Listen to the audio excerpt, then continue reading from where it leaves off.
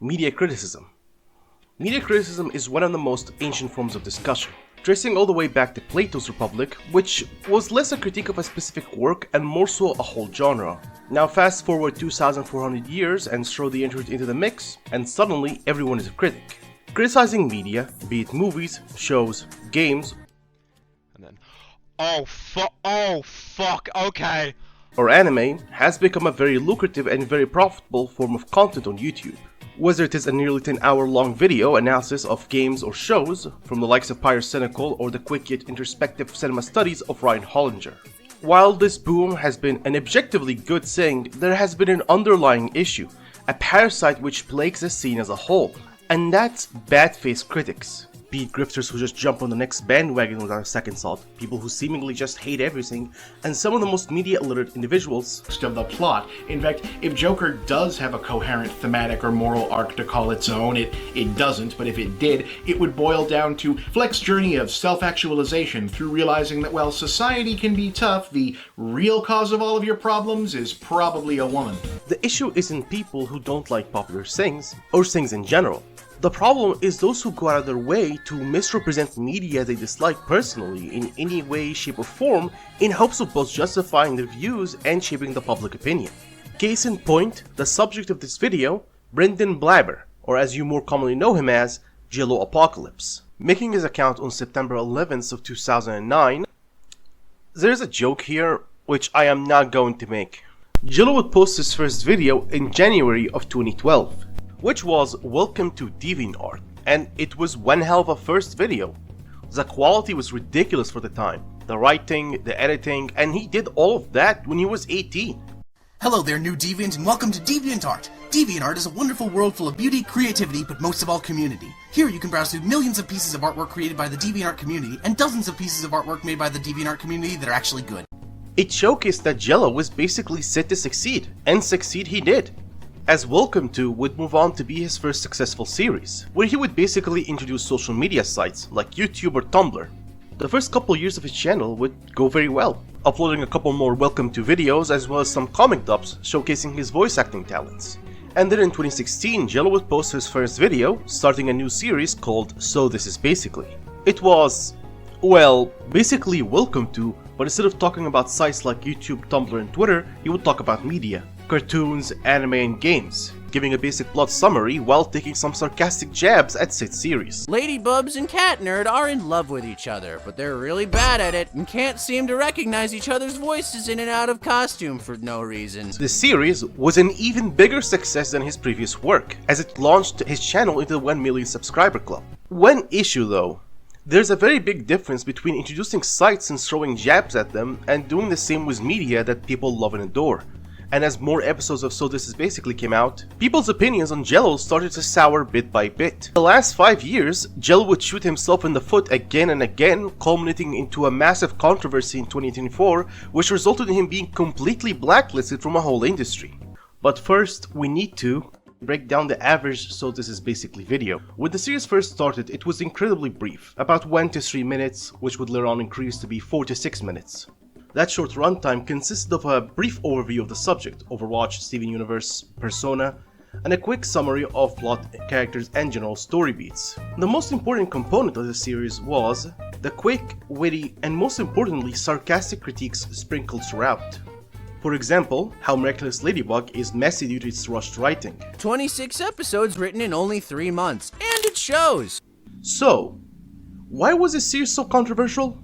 Well, while there were some valid critiques in So This Is Basically, most of the critiques were either composed or relied on nitpicks, viewed through a lens of sarcasm, which is fine, even funny, but if treated as legitimate criticism, they become, well, incredibly shallow and downright media illiterate. But Jello doesn't believe that these nitpicks qualify as actual critique, right? Well, as it turns out, he absolutely does. People eventually realized that Jello does not only view almost everything said in So This Is Basically as factual critiques, but will die on his hill of nitpicks.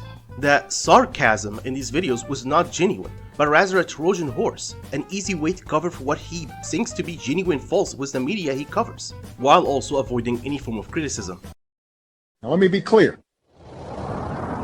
I don't mind that he doesn't like these shows. Everyone is entitled to have an opinion, no matter how controversial.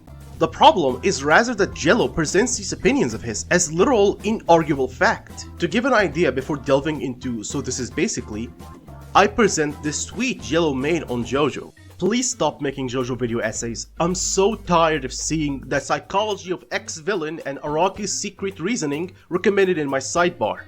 JoJo is an oil slick. It's volatile and fun to look at, but if you assume it has depths and dive into it, you'll hurt your head. This man saw that JoJo is only goofy and silly memes and took them as gospel. JoJo is indeed a silly series, but to act like it is nothing beyond that is incredibly stupid. Any season of JoJo proves this false, in particular season 4. But not only that, Jello outright demands of people to not bother looking below the surface. This is mad. Who the hell does he think he is?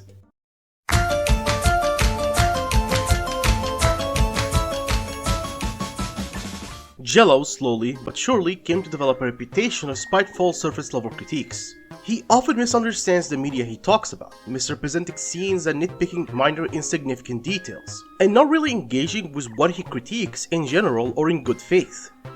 Which is best showcased in his So This Is Basically video on both Adventure Time and Gravity Falls. We'll start with the Adventure Time one, as it is the video with the most issues. The video starts out fairly normal. The basic plot summary and Princess Bubblegum slander, which is base and red-pilled in my opinion. They quest for the sake of Princess Bobobo, the leader of the Candy Kingdom, who often clones and murders her own subject. And near instantly after, the whole tone shifts. Jello proceeds to critique the show's usage of original terms like holy schmauzo, as a stupid out-of-touch executive trying to be hip and cool. Follow their wacky adventures, filled with the kind of randomness you thought was funny back when you still used the XD emoticon, featuring radical lingo, schmauzow, algebraic, slam a cow, that dude looks rough. Wow, that sounds really hip and not at all awkward and stupid. Which is blatantly bad face. Those terms may seem like a way to get around swear words, but it's more than that. Adventure Time is renowned for having incredible world building. A part of immersing the viewer in your world is to create terminology original to it. A recent example would be Cyberpunk 2077, which is rife with terms original to its universe. Jello after that proceeds to complain about the show's usage of gross-out humor. Hey there, network executive. You worried that sick lingo isn't enough to attract the kids and the stoners? Fret not, because Adventure Time's got you covered with gross-out humor, featuring plenty of farts and sometimes vomit, animated, on-screen, just visible, coming out of a mouth vomit. Not funny, never funny, always gross, stop it. Which, I mean, I don't disagree. Gross-out humor is largely not my thing, but to make it such a detriment that it legitimately harms the quality of the show in your eye is seriously odd. And it can be funny. Black Cat throwing up on Peter Parker in Ultimate Spider-Man due to him being a minor will forever be one of the funniest things I've ever witnessed. He also misunderstands Jake's character. He may be an older sibling, but it doesn't mean he's a role model. But he tries his best to guide his little brother in spite of his own flaws. Finn, are you listening? Mm-hmm. Your heart may be small, but it's strong as a bulldog, and I know. You can wait through this line, so we can meet Hunts and Abadir, and find out why we're here, and why we're in a pile of bananas. 'Cause you're a champ, okay? Okay. But Jello chucks it up to him misguiding Finn intentionally, along with claiming that Finn doesn't grow as a character, which is ridiculous, as Finn grows from a child to a man, making mistakes and living with their consequences. The loss of his arm as well, while it wasn't handled the best at first, was eventually fixed, as he loses his second arm and is forced to live without it, acknowledging that he can't magically escape his trauma and loss and has to learn to live with it. I'm trying to explain the best I can without spoiling too much, ironic as I do mention the arm thing, but I legitimately do believe everyone should go and give Adventure Time a shot, especially so because Fiona and Cake Season 2 is currently airing, which has been absolutely nothing but incredible so far.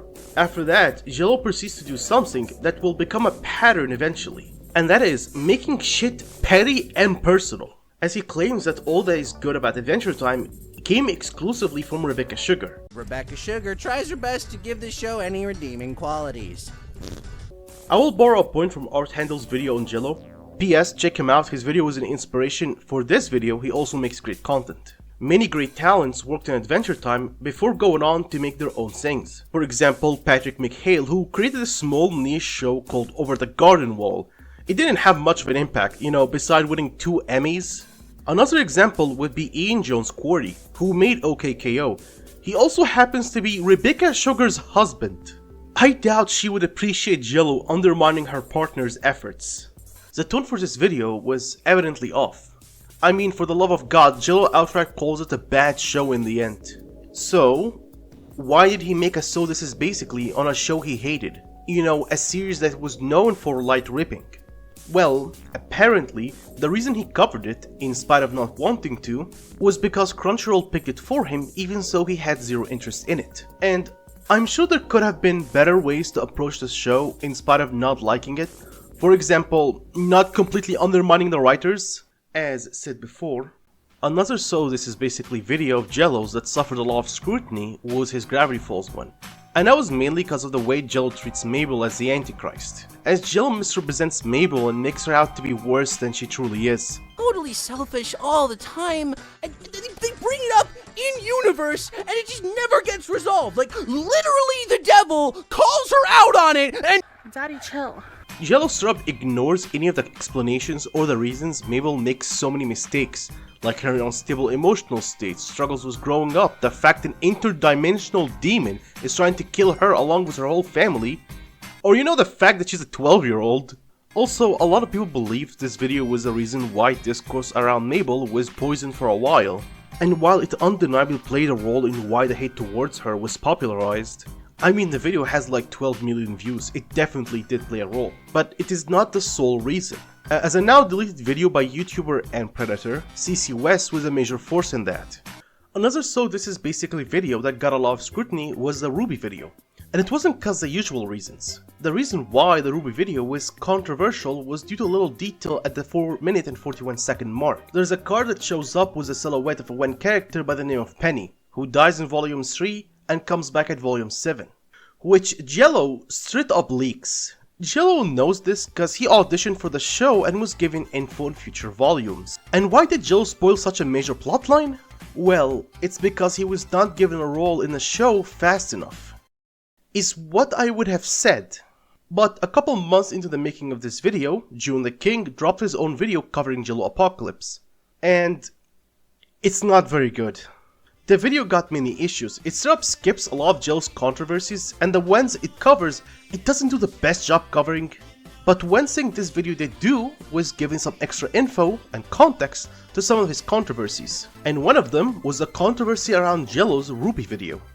Apparently, Jello did not leak Penny's revival, but rather the artist he works with on So This Is Basically picked her by random, and the whole thing was simply a coincidence. But there is a little caveat to that argument. It's this comment Jello made in reply to someone asking him how he found out about Penny coming back. Jello Syrup says he knew this cause he auditioned for the show.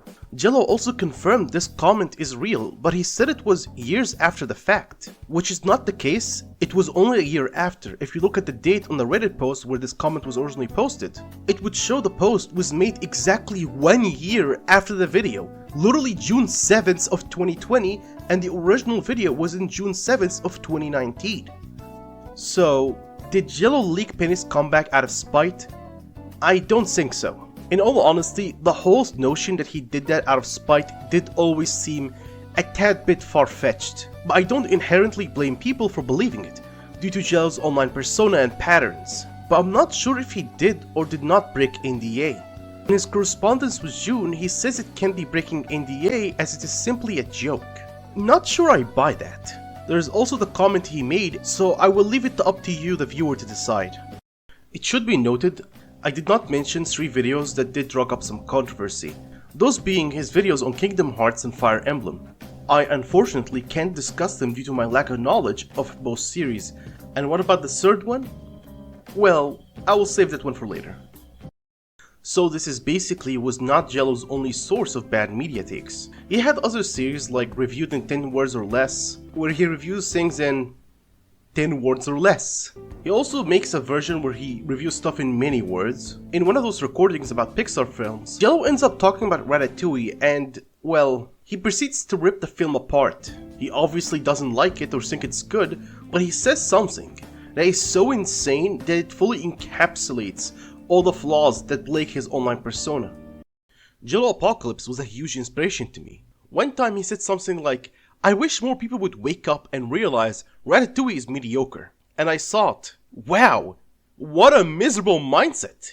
From now on, I'm going to heavily encourage my fans to form their own media opinions. This is a true story, by the way. He said it in an extended Patreon review of every Pixar movie, and it completely shifted my mindset on how I should present my opinions. It also shifted my mindset on giving him money. No words can truly describe just how fucking terrible this mindset is when it comes to basically anything. And the thing is, Jello doesn't present anything as a subjective or personal opinion. If he thinks something sucks, he will state it with both conviction and zeal. So much conviction you'd think Gabriel himself descended from the heavens was gospel from God confirming how righteous he is. And because he speaks that way, people actually avoid the things he dislikes, because he outright tells them to avoid it. And they trust him and listen to him, only for those same people, months later, maybe even years, to finally try the things he trashed and realize they've been missing out on literal peak. I get it. To hammer in the point, the first two comments under the tweet Shafralis made are YouTubers Dubis Goobis and Just Stop crapping on some of Jello's other awful media takes. And speaking of Twitter, I would like to go over Jello's presence there, as it is a good place to showcase his bad tendencies. Jello has had many tweets of his that got people mad at him, and for good reason. I already showed the JoJo tweet, and if you believe it or not, this was one of his tamer ones. To kick off this section with one of his forgotten moments, all the way back in 2019, someone would make a video called "The ending of Whole Metal Alchemist 2003 is perfect." Jello took a screenshot of said video in his recommended with his cursor hovering over the option of "Do not recommend channel" and posted it on Twitter. I would love to show said tweet, but it was lost to the annals of internet history. I saw people mentioning it as it was kind of a big drama way back then. In fact, it was my first introduction to Jello's bad behavior online. Even the video the tweet was about seemingly vanished. But beside me remembering it, there has been mentions of it online. But just like that one Kanye tweet, he had to go further.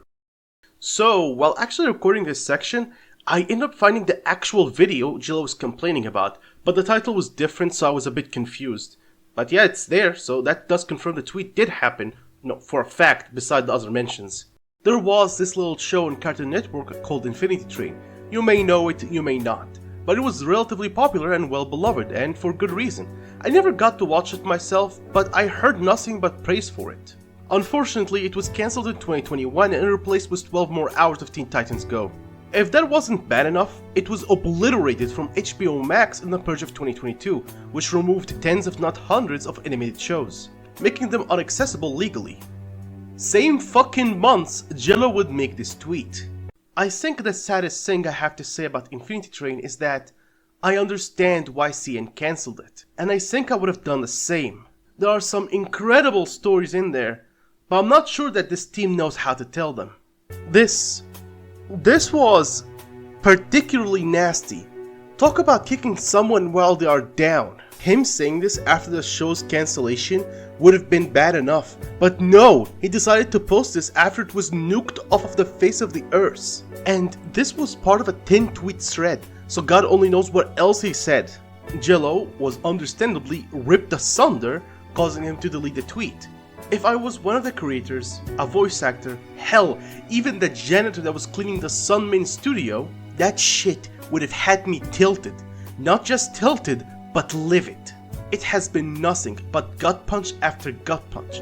Things were already bad enough, but to add insult to injury, some bum-ass YouTuber comes in and basically farts in your face. I would have gotten a Twitter hardware ban to say the least. I think what's particularly baffling is the fact Jello made his own show by the time he made those tweets. Epitaph erased.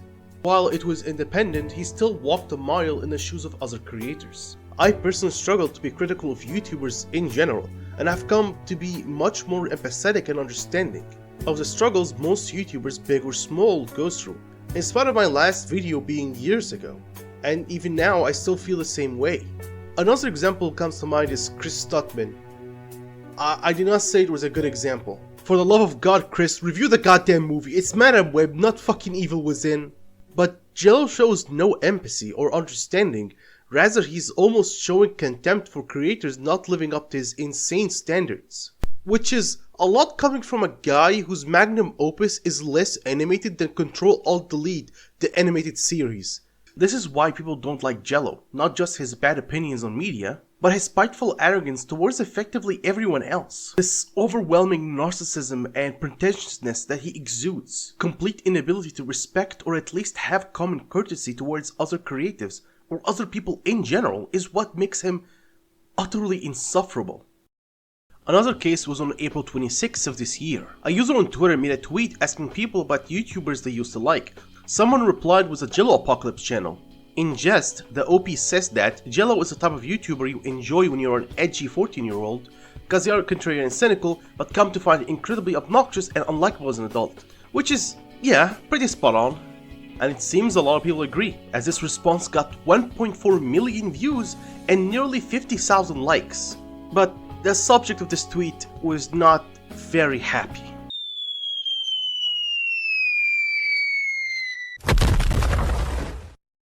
Well, I see now why his name is Blabber. Jello does have a right to defend himself. Somewhat. But he just goes on a tirade, blabbering about stuff that are not related to the OP's critiques. And not once throughout this nearly 20-post thread does he ever reflect on any of his actions. Look, I know it's cool to hate on me now because we decided that STIP series sucked actually, but the stuff we've been making the past 5 years has been so wildly different and better. It's not my fault YouTube stopped recommending me to you when I started making good things. But you made another STIP this year. I made that video because my friend needed a job, so I paid him $8,000 across of 2024 for the illustration work. That STIP video has made like $400 in 5 months. I do not do YouTube for profit. My money comes from Patreon. I mean, you could have used their illustration work for anything else. Saying I only made it so this is basically cause my friend needed a job sounds almost like you're saying it's their fault. If I did stuff for views, I wouldn't have spent 2 years editing a niche video about the graphic design of anime openings that I knew would only get like 100,000 views tops. I also do comic dubs and lyric videos for songs that get 30,000 views. But no one talks about those. I mean, yeah, fair enough, but why is he bringing this up? No one said he does things for views. The STIP videos are rage bait. Not really.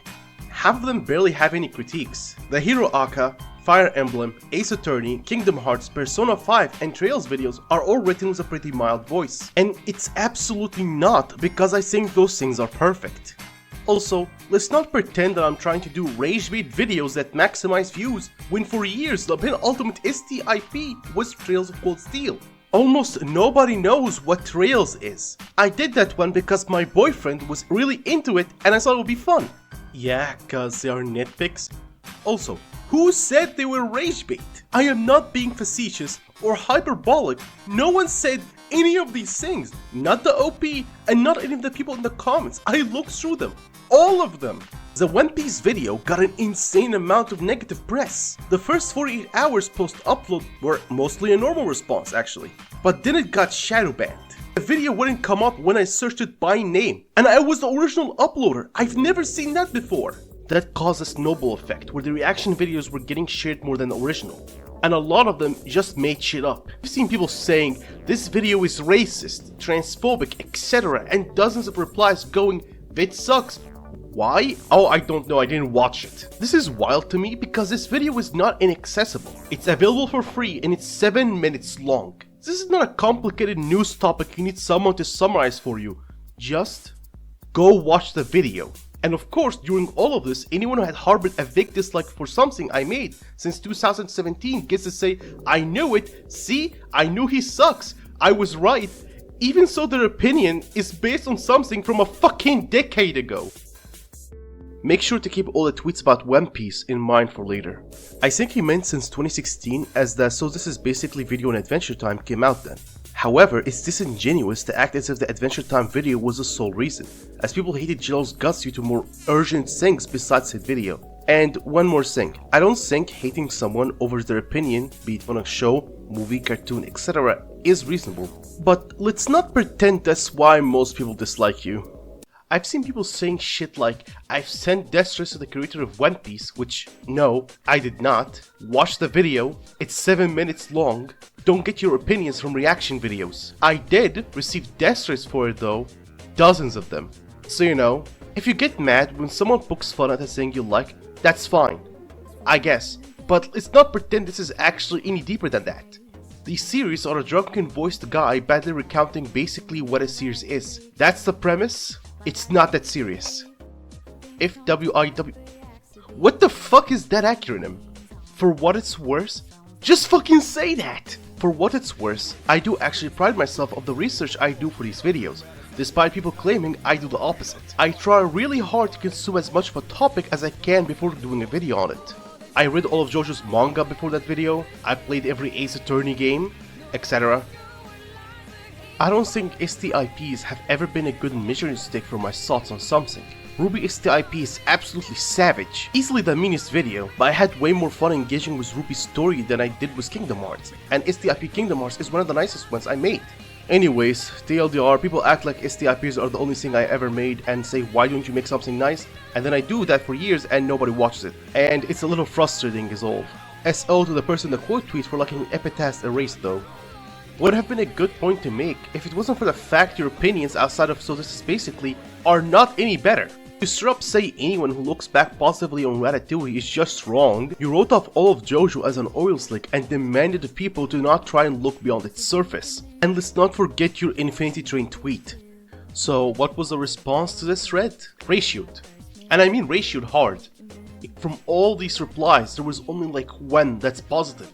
Everyone else was just ripping Jello apart. I think it's appropriate to end this section here. Now, to move on to the worst that Jello has done and most likely will ever do. But before that, I think it's only right to briefly discuss two controversies of Jello I have not mentioned at all throughout this video. Those being his vote video and Pepper Spot Sunshine. So why didn't I discuss them before? Well, for the vote video, it's actually pretty simple. No one cares. Well, most don't. The vote video is largely inconsequential comparison to Jello's other actions, particularly in 2024. If you ask someone why they don't like Jello 9.9 times out of 10, they will literally pick anything else from his laundry list of fuck-ups. There's also the fact that politics are a divisive topic which most can't and won't agree on, so I rather avoid that wasp's nest completely. And funnily enough, this seems to be the only controversy of his that he learned from. Ever since then, Jello has not been that open about his politics, at least not on YouTube. And for Pepper Spot Sunshine?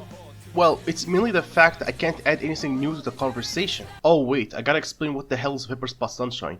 Well, in summary, there's a popular belief that Jello has an alt-NSFW account focused around scat content, which even involves underage characters. The reason people focus on it is because it would make Jello look like a hypocrite. Which I mean, he doesn't need to be a hypocrite to be wrong. And he's plenty wrong. There's evidence which hints that it is Jello, but not enough to pin it on him for sure. And he has provided nothing to prove otherwise, so we are left in a middle ground of is he or is he not. I dislike Jello, but I'm not gonna just stick anything on him without proper reason. And considering that I really can't add anything new to the conversation, I decided to just summarize it in this section. There's also the fact that it is just gross, and I'd rather not talk about it. Now, to talk about the biggest fuck up in Jello's career, the Lovely Complex debacle. Some context. Lovely Complex is a beloved shoujo manga that was published from 2001 to 2007. It spawned many adaptations, a live-action film, drama CDs, games, and most importantly, a 24-episode anime series, which aired in 2007. In 2012, Discotek gets distribution rights. Come the 17th of October 2023, a dub is announced, which would come out a year later on the 31st of January of 2024. February 11th of the same year, all hell breaks loose. People are angry. Discotek and Sound Cadence release a joint statement, and discussions around localization get a whole lot more vicious. What happened? What caused all of this to transpire? Well, the statement released by both Discotek and Sound Cadence was to denounce a collaborator due to unprofessional conduct. We all know who that collaborator is, but how did people figure that out, as he was not named in any of the statements? Well, there was two reasons for that. First reason is that people knew that Jello was working on the dub not only through murmurs from him and Marissa Lenti, the director of the whole thing, but also cause Discotek posted the names of the crew. Jello's name was in two spots, assistant EDR scriptwriter and lyric adaptation. So, did people deduce that it was Jello by using context clues, like him being the odd one out among the people who worked on the dub, along with his lack of repetition in the localization scene? Nah, he actually just told on himself via Patreon. February 11th of 2024, Brendan Blabber, JelloApocalypse, made a post to his Patreon titled Marissa and I wrote an anime dub, where he admits, brags, and boasts about all his actions. Yes, Jello told the whole world about what he did, not only starting all of this, but making himself public enemy #1 for quite a while. And what's particularly funny is that the Patreon post where he brags about all of this was made free, as he felt everyone should read about it. So, what did Jello do to the dub that was so bad? Well, I'm glad you asked. Here I have the archived Patreon post, and it's bad. Really bad. To fully understand just how bad this is, I will have to go over the whole post and dissect it. And to do that, I went and read the entire Lovely Complex manga. And as someone who doesn't really enjoy romance, I went in with an open mind, and I was pleasantly surprised. I actually really enjoyed it. It gets a 7 out of 10, and that's from someone who doesn't enjoy romance, so if you enjoy the genre or just neutral, you will most likely have a blast with it.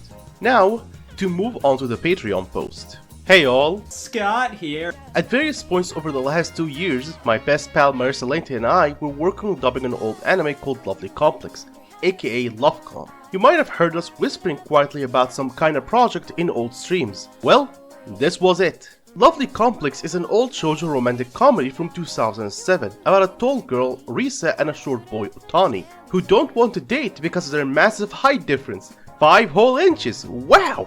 If you think that sounds like the same plot as Netflix's Tall Girl, I think people relentlessly made fun of for being quote pretty stupid, well, yes, it is the same plot. Lovecom is considered the grandmaster of the shoujo genre, mostly because it's old. Kinda missing the forest for the trees here. The problem with Tall Girl was never its premise, it was, well, everything else. Tall women do struggle with their height, as they often feel less feminine because of it. Similarly to how a lot of short men feel that they aren't masculine due to their small stature. So discussing that issue isn't all that crazy or silly. Additionally, Lovely Complex is not considered a grandma of the shoujo genre. The series is old, but not that old. Even so, it came out nearly 2 decades ago, Lovecom did not have a dub until Sound Cadence and CEO, Amberly Connors, grabbed the rights to dub it from Discotech because it was an old favorite of hers. Discotech did not want to order a dub because dubs are typically very expensive, so Sound Cadence endeavored to make the dub while spending as little money as possible. This production was almost entirely asking people to cash in favors. The leads both played their parts for free, and Marissa was set to write and direct the adaptation also for free. It was a labor of love. Calm. Oh, brother, this guy stinks! To save money on all the extra voices, most of the voices in this dub were grabbed in an unusual way. Usually, companies that dub anime are working on more than one show at a time. If they have an actor in for show A, and they have extra time in a session, they may bring that actor into show B to voice some background extras. Because the actor is already there for another show, and they're being paid the same amount of money for the same time slot, it makes sense to utilize them in multiple shows. Funny, Crunchy also does this because this saves a lot of time and money. Lovecom was dubbed almost entirely in this way, which is one of the many reasons this dub took 2+ years to come out in a world of simul dubs and weekly releases. Because of this, you can go episode by episode, look at the additional voices credits, and to tell when it was recorded by comparing what other shows those actors were in at Sound Cadence, kind of like looking at the rings of a tree trunk. The other reason this dub took so long is that the production was cursed. I'm not at liberty to go into all the details, but suffice to say that anything that could go wrong at some point did. Marissa's spine snapped just before they finished directing, and I had to take over directing the leads for the last third of the series, because I was the only other person who would do it for free. Nobuko's actor was literally deported at one point mid-production. We often joked about a meteor hitting the distribution warehouse once the Blu-rays were printed because the universe clearly did not want this dub to be made. My involvement started when Marissa told me she was annoyed about having to localize scripts for this show because she had just watched through the show and didn't really like the characters. I thought this would be a good opportunity to get some experience writing localization scripts in case I ever wanted to write the dub. To add to it all, Jello was not even officially hired by Sound Cadence. He was brought on as a favor. Maybe Bomberman, Jetters or something, I don't know. So I volunteered to help out. The two of us spent many hours across many days slogging through Lovecom episodes. And while Marissa thought she sorta hated Lovecom's original writing, I came to the conclusion that I definitely hated Lovely Complex. Okay, so It is quite unprofessional to openly shit-talk a property you've worked on in this industry. Lenti cannot express any opinions as they have an official relationship with South Korean Studios, Discotek and Toei Animation. I, however, was a freelancing contractor and do not have any of those things. I'm not speaking for Lenti anywhere in this post. Who can say what Lenti thinks? I'm sure I don't know. But I will tell you what I think. And I think that Lovecom is a bad show about Risa Kuzume, and actual psychopaths and all over useless freak. Saying this is quite unprofessional is like saying the Balkans is only quite politically unstable, when in actuality it's very fucking politically unstable. Jello enters these spaces in careers where professionalism isn't a virtue but an obligation, and is surprised when his unprofessional nature makes him come off not only as a dickhead but an insufferable jackass all around. And he's still doing this shit! Not too long ago, RWBY hired him again for some godforsaken reason, and he was tweeting this about the show. I think it's obvious to say, but this aged like milk. Risa is an inconsistently written, awful character who does nothing but miscommunicate and cause problems. She's actively abusive towards Otani the entire series. Every time she does something wrong, the narrative gaslights you by having the entire cast act like it's Otani's fault. She will then yell at him until he gives her a gift to, and I quote, make it up to her. I hate her terribly. This is a Risa Kuzume call-out post. I could go on for hours about the stupid things Risa says and does, but I think the best example is probably the following. After 2.5 years of poorly wooing Otani, they finally start dating. Almost immediately afterwards, her co-worker, a 14-year-old boy, tries to kiss her on the mouth while she's asleep. That's assault! Otani sees this and assumes she's cheating on him, but the misunderstanding is quickly explained and all is well. So then of course Risa decides to go on a date with her assaulter out of pity, and then not tell her boyfriend about it. And then he discovers her doing this, so he breaks up with her. Obviously, for some reason, the next episode, the entire cast turns on Otani and is like, damn dude, when are you gonna forgive Risa? It's so fucking awful. One point that encompasses a lot of Jello's posts is the misunderstanding of Lovely Complex as a whole. Not only is that a gross exaggeration, but an outright lie. Both Risa and Otani bicker and insult each other, but it is blatantly playful. Also, both play a part in the miscommunications. If anything, I would say Otani's inability to express and understand his emotions properly causes the most conflict. Even while dating, it takes him many, and I mean many chapters to tell Risa he loves her, as he feels it's unmanly of him to say it. But in the end, these two are teenagers, and guess what? Teenagers are the dumbest people when it comes to a lot of things, especially romance. The show has a myriad of other issues too. The pacing is insane for one thing. Episodes 1 to 6 and 19 to 24 are breakneck with multiple plotlines being resolved in a single episode. But then, the pacing slows to an absolute crawl between episodes 7 to 18, where quite literally nothing happens over the course of 2 years, to the point characters themselves start complaining about it. Are you tired of generic high school anime rom-coms having stock episodes like the Valentine episode, the Summer Break episode, and the Festival episode? Well, how about having 3 of each of them? I was pretty baffled by this after we finished the series, so, of course, I did that thing I always do when I'm baffled by something being terrible. I go looking for an explanation. I skimmed through other adaptations of the story, I watched the live-action movie, actually the best Lovecom thing out there by the way. I looked at the sequel manga one-shots, and I looked at the original manga itself. It turns out there were quite a few storylines that didn't make it into the anime. So, what was the deal?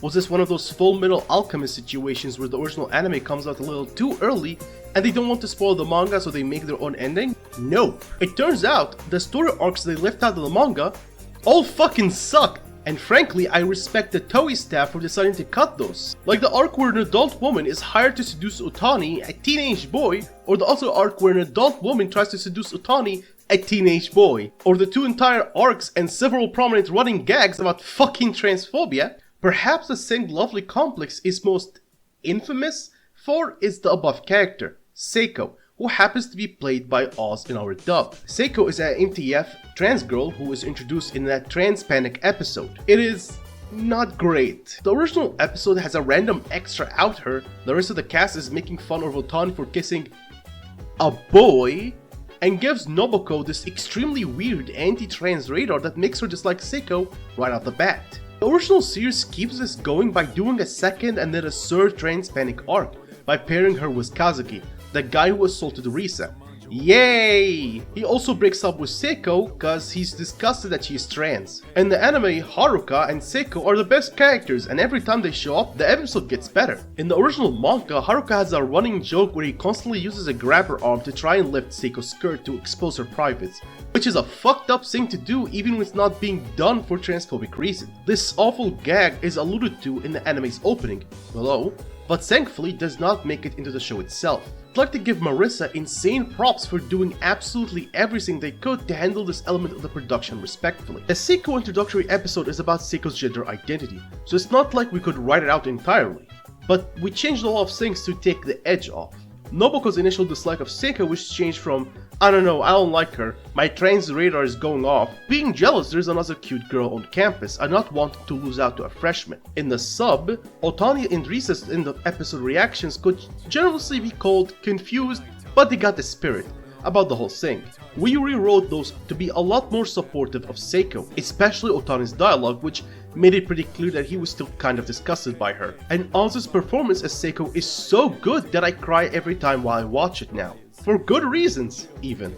Lying once again. This trans radar thing never happens. Not in the manga, not in the sub. Not sure where he got that. Also, it is very obvious that the author, Aya Nakahara, tried to do good representation with Seiko's character, especially in chapter 56. Was it the best? I can't tell personally. Did it age well? Of course not. It's not surprising that a manga that came out the same year as the first iPod and the first Lord of the Rings movie will not age the best. It has been nearly 2 decades since then. It will be 2 decades if this video takes any longer. But she made an honest and diligent effort, which she should be appreciated for. Something Jello acknowledges in June's video, but I will not give him an ounce of credit for that, as it is obvious if you look at Seiko's character with an ounce of good face, something he clearly did the opposite of. Lenti passed the episode and its script by multiple trans sensitivity readers, and not only made sure to cast a trans person as Seiko, but also to cast as many of the trans actors who auditioned for her as possible. I don't have an exact number, but I think the Lovecom dub had something like 20 trans/NB actors in it. It's one of the transiest anime dubs in existence, if not the transiest. Trans rights. In addition to Oz Ryan in his first anime role ever as Seiko, this was recorded before Sarasa in Kageki Shoujo, which is an incredible performance that I absolutely recommend you watch, by the way. This was also the first anime that Tom Laughlin showed up in. It also features fan favorite Gianni Mitragrano as the gross teacher Mr. Mighty. Yes, there is an arc about Risa falling in love with him. Yes, it's awful. Once again, I'm not sure where he gets any of this from. Reading what he says makes you assume that the arc is about Risa's teacher trying to start a relationship with her. No, that is not what happens. Mighty as a character is very eccentric, akin to a character from a romantic visual novel, which is why Risa compares him to one. In the arc, she does fall in love with him, and it's in quotations as Risa is simply still sad about Otani rejecting her. So she just tries to distract herself. Mighty does not reciprocate that love, but he does see that Otani loves Risa, but is unable to express it. And in chapter 23, he kind of forces Otani to confront those emotions of his. Despite everything about the original incarnation of this anime, this dub turned out just so funny. We really funneled our frustrations into comedy and wrote a lot of good jokes, while also improving as much of the relationship between the leads as possible. There are a lot of scenes where Risa yells at Otani and a lot of scenes where Otani reacts to Risa by inappropriately laughing at her. Many of you probably already know this about me, but I am a romantic and love writing actual good romance. TM. Because nobody else on earth seems to know how to do it. By the way, Aya Nakahara won an award for Lovely Complex and had multiple successful works after. The most Jill can show for his success is a longer than average Wikitubia page. Improving the relationship between the leads in Lovecom took surgical precision, and I still wouldn't call it a healthy relationship, but I did my absolute best to make sure Risa and Otani had enough positive characteristics that them falling for each other made some kind of sense. I think we especially improved Otani. He starts kinda annoying, but by the end of the series, I think I would call him genuinely pretty cute. Risa's unsalvageable though. The way Jill talks about this teenage girl is so odd, like she's an irredeemable evil and not, you know, a child. Fun fact, he canonically wrote and directed Risa as a psychopath who doesn't understand empathy, and Otani being in a cycle of abuse without realizing it. Because that's the only way their highly inconsistent actions make any kind of sense. At one point, Otani literally tells Risa he, quote, bought a gift for her in preparation for the next time she got mad at him, which is what resolves her current tiff. That's a trauma response, and it's in the sub. Uh-oh, sisters. Frankly, having the dub come out this good in the end is a little frustrating. Anyone who watched the show as a kid and has fond memories of it and revisits the dubs will think, wow, it's just as good as I remembered. No, it isn't. We made it good. This show sucked. It has been 5 years since Jello's Ratatouille take by the time of this Patreon post. Good to see nothing changed. Also, the ego on this motherfucker, oh my god! The amount of rough edges we shaved off of this are entirely invisible, unless you buy the Blu-ray and turn on the dub while keeping the Japanese subtitles on, which allows you to listen to our edits in real time. The dub cast genuinely deserves a lot of praise for this.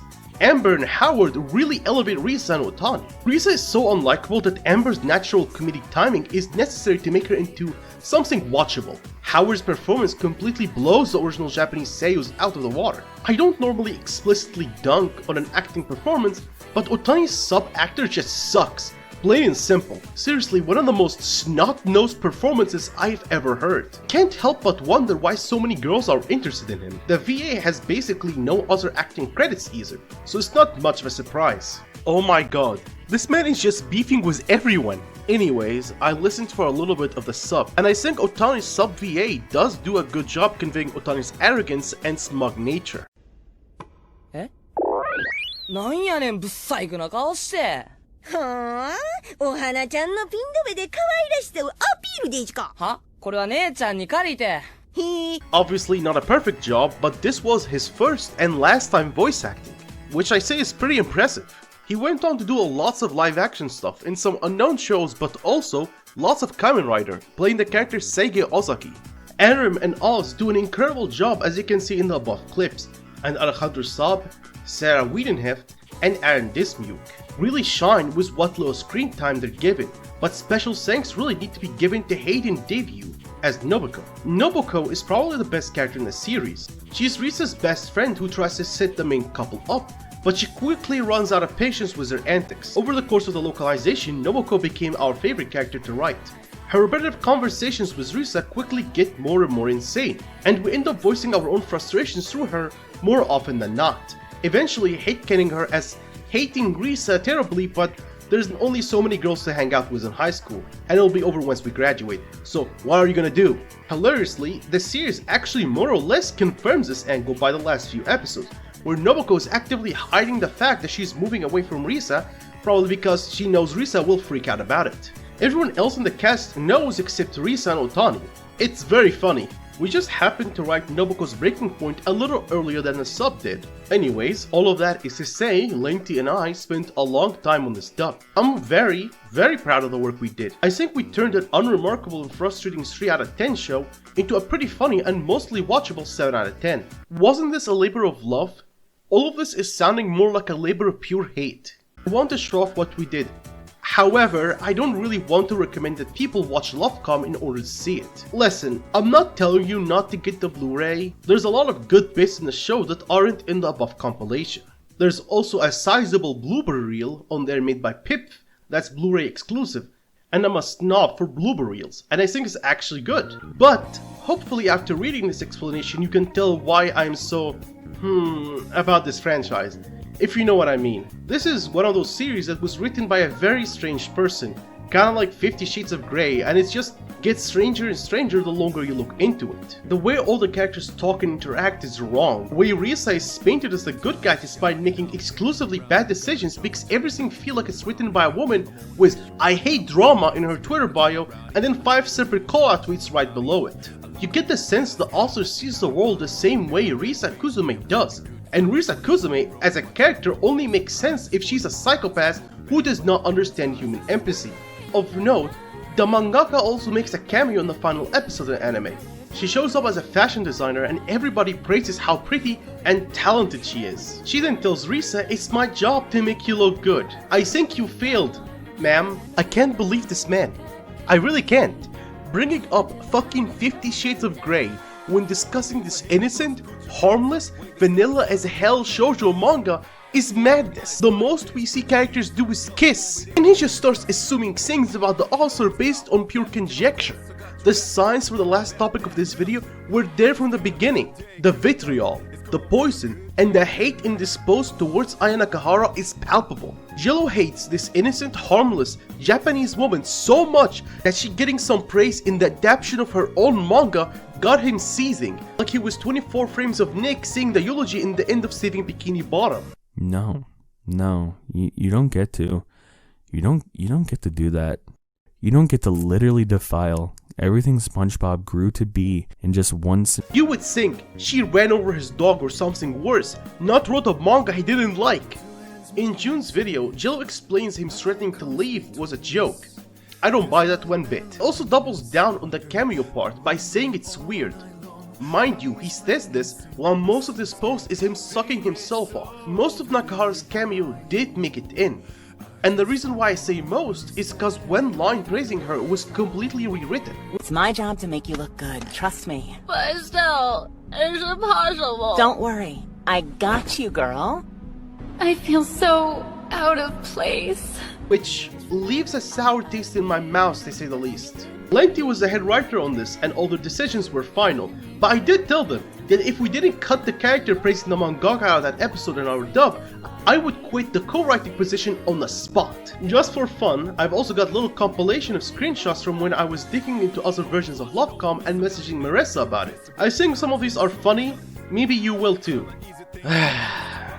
This speaks for itself. There's actually an archive of the Imager link which has many interactions between Jello and Marissa Lenti. I'm not gonna delve too much into it as this video is already freakishly long, but in summary, more shitting all over Risa like she's a second coming of Sho Tucker, and more insults towards Aya Nakahara. In particular, mocking her for Lovely Complex being her claim to fame / only success. 3 things. First, this isn't even true. Lovecom was her biggest, but it wasn't her only success. Her series Please Love the Useless Me was pretty successful.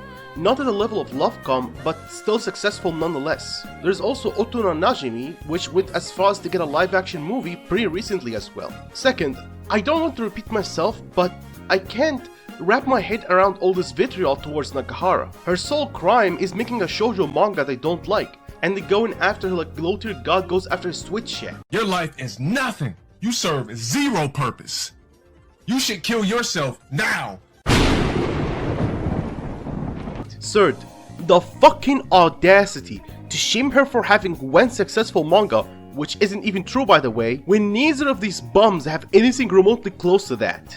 Oh, and before I forget, I also wrote the English lyrics for Shogunaze, the Umibuzo song that appears a few times throughout the series. That sea monk joke near the end of the compilation is probably the most obtuse gag in the entire dub, and I hope some long-time Lovecom fans appreciated it. In the original subtitles, the rapper that Risa and Otani obsess over is called Sea Monk instead of Umibuzo, probably because it was translated in 2007 and keeping the name of a mythological Japanese creature might have confused US viewers back then. We reverted this change and kept Umibuzo as the rapper's name. So this is a meta gag where Otani hears Sea Monkey and asks if Risa is referring to Sea Monk. This joke is so stupid, I'm so happy they let us put it in there. My favorite line in the dub will always be, good line, no notes. Nobuko had a non-stop slew of absolutely insane lines as sub that were terrible and made no sense. See the bonkers constipation line from the live action in the Imager link above.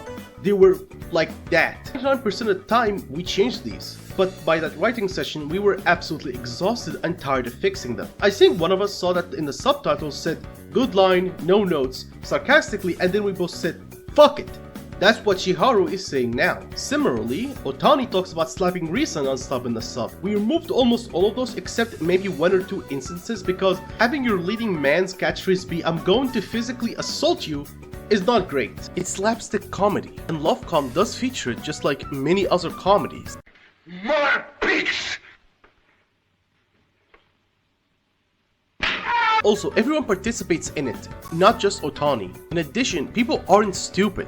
Many times throughout this post, Jello acts like the audience is stupid and can't understand right from wrong. Like, does he expect for some impressionable young man to watch Lovely Complex and think beating people randomly is a good thing? I tried to put it in my favorite line deliveries and my favorite gags we wrote in the show in the above compilation. What was your favorite line? Do you have any questions about the production? I'd be happy to answer them if I can. Leave a question below. After finishing this whole post, I was left with many thoughts. Obviously none of them were positive, but one did stand out. whole rant of Jello's comes off very sexist. I'm not trying to virtue signal or anything, but Jello cuts Otani all the slack and acts like Risa, a teenage girl, got all the problems. As said before, these two have a lot of the same flaws. And I'm not an outlier. After finishing this section, I went to see what other people thought. And yeah, a lot of people felt very similarly to me. I actually found an excellent article on a site called Anime Feminist by the name of Unlovely Complex, Social Justice, Misogyny, and the Lovely Complex Dub, which goes into a lot of detail about, well, everything. It ends up reiterating a lot of my points and rebuttals, which is not surprising as Lovecom is a very simple manga. And I mean that in a good way. It doesn't require a degree to understand its themes and characters. I really can't stress this enough, but I really recommend this article. The author, Caitlin Moore, did nothing short of an incredible job. Besides doing a great job breaking down some of the character dynamics, specifically the part about Risa cheating on Otani, which is not actually what happened, but Jill tries to present it that way, the article is actually the reason why I know about some of the changes that were done to the dub before June's video. Caitlin Moore points out both the changes to Risa's dialogue and the forceful breaking jokes, which were not there originally. It should be noted, some of the changes Jello mentions here did not make it to the dub, but a lot of changes were made in line with his vision. Some new forceful breaking jokes which were not there to begin with. While it can be argued that many changes were done to modernize the show or to capture the author's true intent, there are some that are purely self-referential. If you spend your school year screwing around, then you don't get a summer break. Otherwise, you'll end up as an underappreciated teacher, or worse, a voice actor. Finally, there are at least 3 instances of the dub breaking the fourth wall, which was never present in the sub. Some lines written to make Risa look worse, and a lot of stuff around Seiko. The Seiko changes are new to me personally, as There were changes made to how Seiko was viewed and views herself. This is a clip of the dub with the original subs as to provide a clear comparison. Instead, there's a boy's name, Seishiro. Could that actually be the same person? This is changed virtually any time Seiko's gender is brought up. This is another example. You still have a shot at being Otani's girlfriend. I ruined my chance by coming on too strong. Aware about the other stuff, and only when June dropped his video I was made aware of these changes. A lot of those changes made, I feel overstep what a localization can/should do. I get you need to make some changes in case there is no equivalent in the culture/language you are localizing to, especially in the case of comedies. A good example is a visual one rather than a vocal one. In the Japanese version of Inside Out, the broccoli pizza is changed to bell peppers as Japanese kids don't like bell peppers, making it understandable to a foreign culture. But the changes the Lovely Complex dub makes do feel like they overstep their boundaries quite a bit, changing things that did not need changing or altering, especially with the addition of forceful jokes which were never there to begin with, and don't fall in line with Lovely Complex's traditional comedy style. A dub's job is to adapt things as closely as possible, and changing things when needed, but I feel changing, rewriting, and adding things to fit certain cultural/modern sensibilities, especially when it comes to older media, enters the territory of something akin to 4Kids. I would actually like to see opinions around this in the comments section, and people's thought, as I feel this could produce an interesting discussion. Most likely an uncivilized one, but hey, a discussion nonetheless. The aftermath of that post was near instantaneous. Obviously there's Discotech and Sound Cadence's joint statements, effectively denouncing Jello and making it clear that they will never work with him again, as his grossly unprofessional behavior made them all look pretty terrible.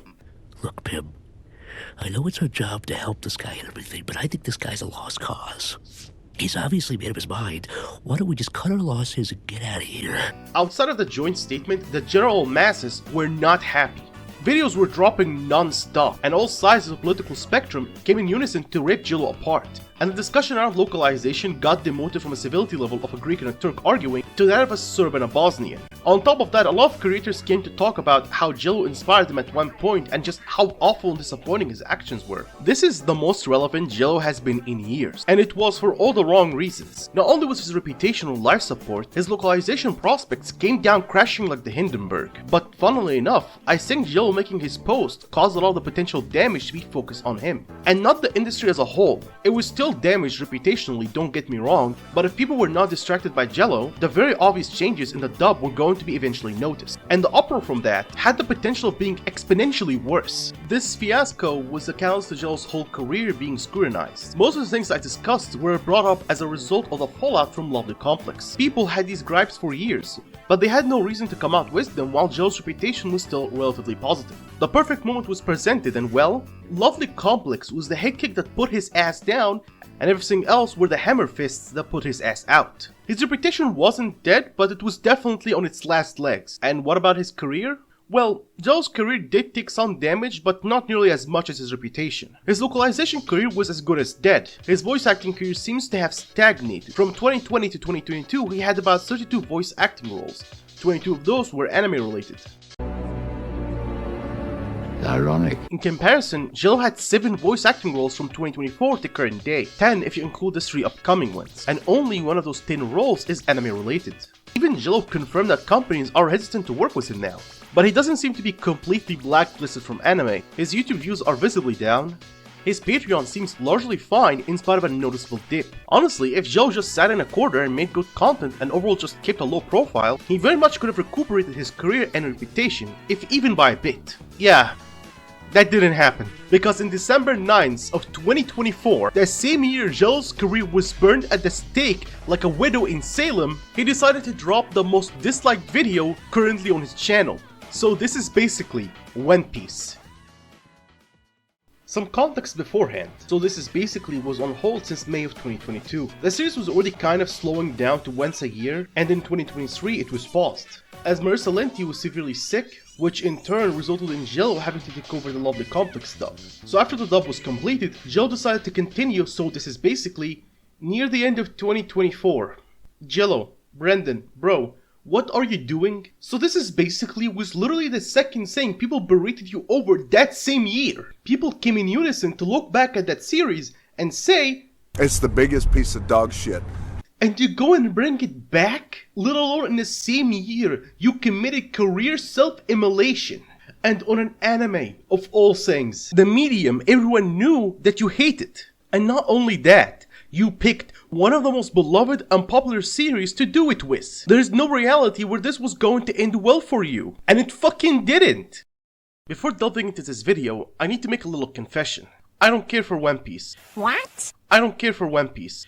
How can you even say that? It insists upon itself. Okay, jokes aside, I was never able to get into the series. The lens, alongside my lack of intrigue in the cast and the premise, just didn't exactly aid in my winning interest. I still do have fond memories watching a butchered version on Spacetoon when I was a kid, but sadly nothing beyond that. So, due to my lack of understanding, I'll link a couple videos in the description which do an excellent job dissecting and refuting Jello's critiques of the show. But even then, with my limited knowledge, I can point out one thing. And that's the weird ass treatment of Frankie. Some of you, who may have watched the video, would think that Frankie never showed up. But you'll be both correct and incorrect. As Frankie is never mentioned by name, but he is shown, specifically in the section where Jello removes characters by the dozen due to him feeling that the story would work without them. And you won't be remiss for not seeing him. Jello, for some reason, had Frankie with his mask from when he first appeared in One Piece. It probably could be a coincidence. But I bring up another point. The fact that his name is blurred. Why would Jello do that?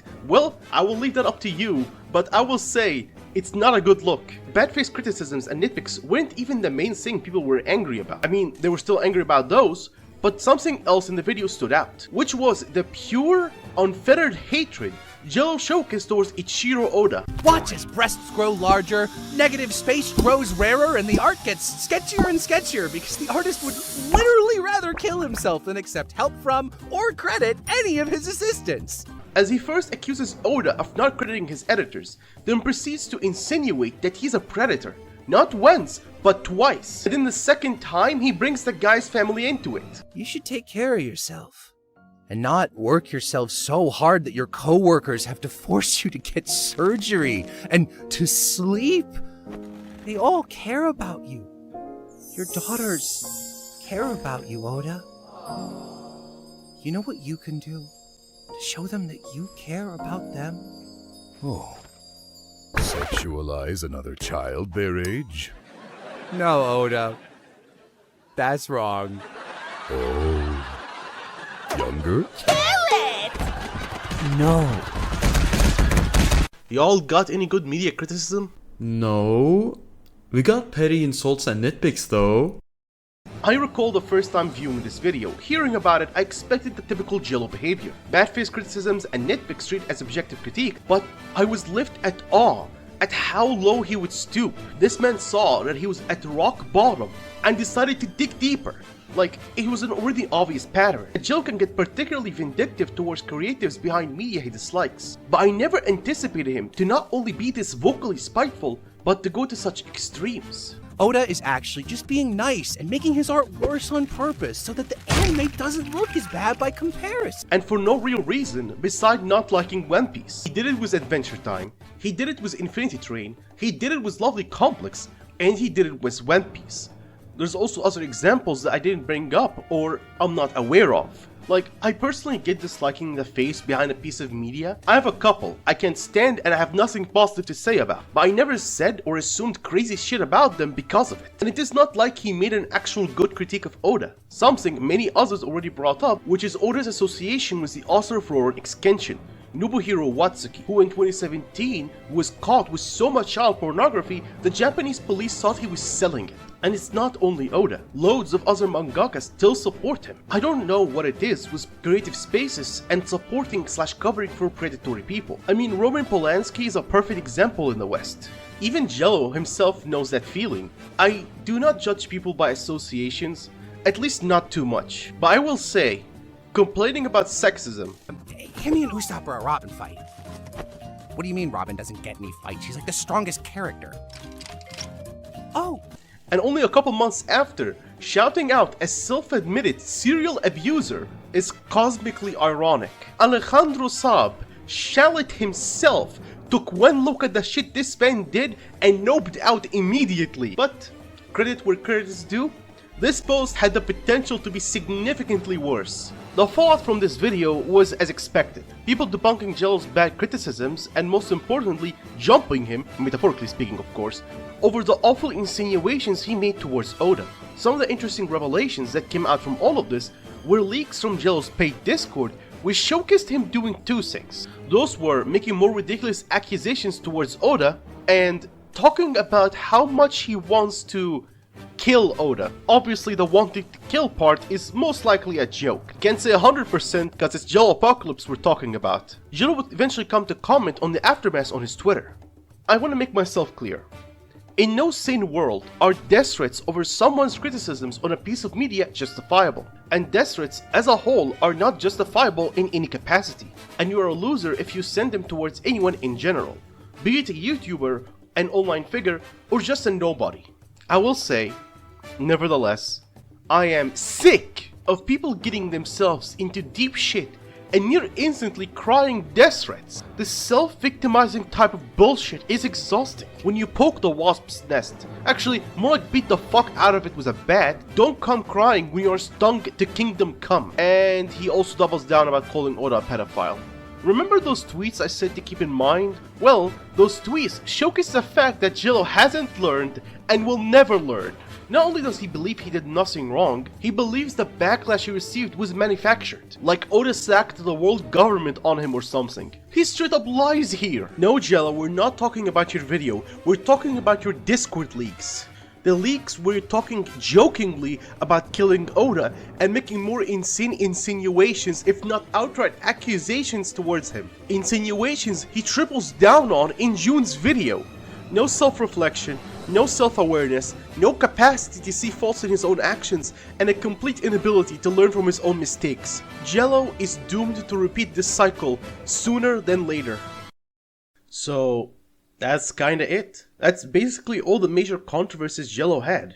Personally, I think the most infuriating aspect about Jello, beside the obvious, is that Jello is such a talented individual. He can write, he can draw, he can direct, he can voice act, he can edit, but he is held back by his ego and his inability to understand his flaws. Jello is someone who thinks himself as one above all, like he is a once-in-a-generation type of talent. There's a clip of him from a stream about the trolley problem where he says that he thinks his life is equal to that of 3 normal individuals and 5 stupid ones.